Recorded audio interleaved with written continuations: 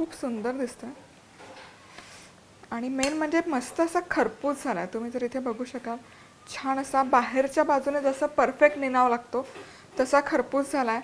आतल्या बाजूने मस्त असा फ्लफी झाला आहे, असा डेन्स झाल्यासारखं वाटत नाही आहे कुठेच. मस्त. नमस्कार, मधुराज रेसिपी मराठीमध्ये तुम्हा सर्वांचं खूप खूप खूप मनापासून स्वागत. आज आपण निनाव कसं बनवायचं ते बघतोय. गणपतीमध्ये हरतालिकेच्या आदल्या दिवशी पिठोरी अमावस्येला साधारण हा पदार्थ बनवला जातो. निनाव याचा शब्दशः अर्थ निनाव असंच, म्हणजे ज्याला नाव नाही ते निनाव. पण खूप छान आहे, वेगळा पदार्थ आहे, गोडाचा पदार्थ आहे आणि खूप रुचकर लागतो. मला प्रचंड आवडतो. तर निनाव बनवण्यासाठी इथे 1.5 कप मी नारळाचं दूध घेतलंय. एक मिडियम साईजचा नारळ घेतला, त्याचा चव काढून त्याचं दूध बनवून घ्यायचं. यामध्ये अर्धा कप आपण गूळ घालून घेतो. गूळ पण किसून घेतलाय मी, म्हणजे तो पटकन विरघळेल.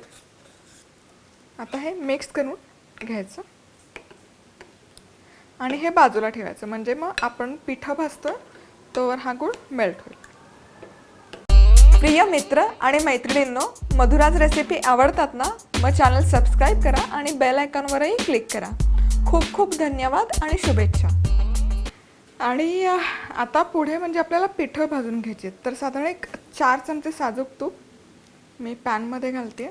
आता जनरली काय करतात, पारंपरिक पद्धतीमध्ये चणा डाळ असते ती भाजून त्यामध्ये गहू घालून गिरणीमधून भरड काढून आणतात, थोडंसं जाडसर पीठ करून आणतात. पण हे सगळी प्रोसेस करायला आता वेळ नाही आणि तेवढं कन्व्हिनियंटही नाही, म्हणून मी इथे आता 1 कप बेसन वापरते. आता बऱ्याचदा काही ठिकाणी चणा डाळीचं असं थोडं जाडसर पीठ, तसंच गव्हाचं जाडसर पीठ पण मिळतं, ते वापरलं तरी चालेल. 1 कप चणा डाळ, अर्धा कप गव्हाचं पीठ, हे मिक्स करायचं आणि मस्त असं खरपूस होईपर्यंत भाजून घ्यायचं. छान त्याला खरपूस असा रंग आला पाहिजे. आता हे मस्त असं खमंग खरपूस भाजून झालंय आणि रंगही छान असा सुरेख एकसारखा सोनेरी आलेला आहे. आता गॅस लो हीटवर करून घ्यायचा. हे नारळाच्या दुधामध्ये जे आपण गूळ घातला होता तो पूर्ण विरघळला. या पिठामध्ये थोडंसं 1 चिमूटभर मीठ घालायचं. गुळाचा पदार्थ आहे, थोडंसं मीठ चालतं. मिक्स करूया आणि आता यामध्ये हे नारळाचं दूध घालायचं पूर्ण.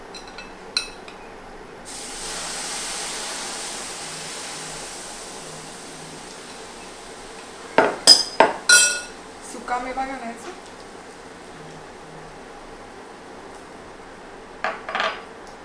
वेलची पूड आणि आता हे मिक्स करून हा असा एकजीव गोळा होईपर्यंत शिजवून घ्यायचा.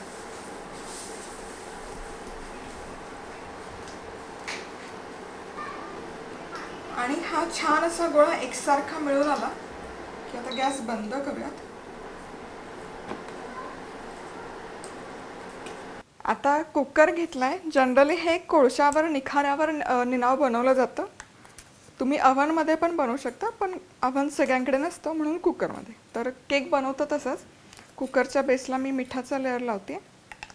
थोडासा मिठाचा लेअर लावायचा. कुकरचं जे झाकण आहे त्याची रिंग आणि शिट्टी दोन्ही काढून घेतली. आता हे फक्त एक 5 मिनिट हाय हीटवर मी गरम करून घेते.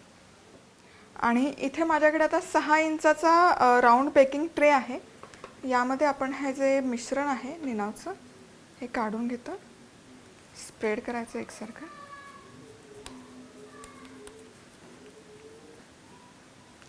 आधी थोडंसं तूप लावून ग्रीस करून घेतलेला हा ट्रे. आता यावर बदामाचे काप लावूयात. ऑप्शनल आहे, नाही लावलं तरी चालेल.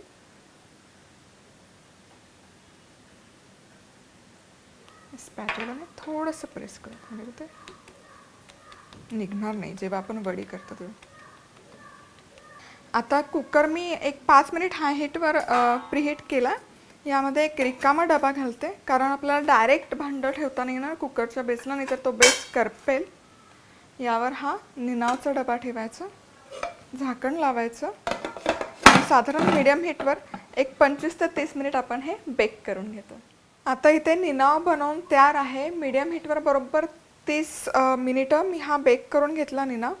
तर याच्या मध्यभागी जर आपण सुरी घातली तर ती छान अशी क्लीन येते, याचा अर्थ ते छान बेक झालं. आणि त्याचबरोबर इथे कडा तुम्ही बघितल्या तर त्या अशा सुटलेल्या आहेत, याचा अर्थ तो व्यवस्थित बेक झालेला आहे. आता कडेने एकतर हे अख्खं पण व्यवस्थित सुटतं हवं असेल तर, पण मी यामध्येच पीस करून घेते काढण्याच्या ऐवजी.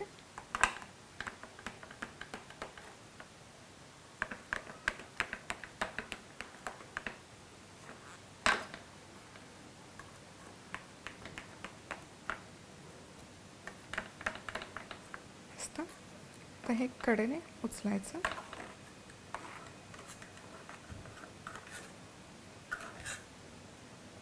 छान असा खाली खरपूस झाला आहे, तुम्ही बघू शकाल. पण एक अख्खा पीस मी तुम्हाला काढून दाखवते.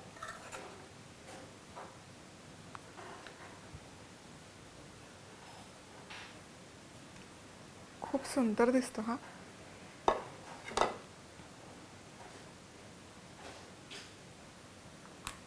आता आपण जसा केक बनवतो त्या पद्धतीने हे व्यवस्थित सुटतं, ट्रेपासून चिकटून नाही राहत, तसंही तुम्ही काढू शकता.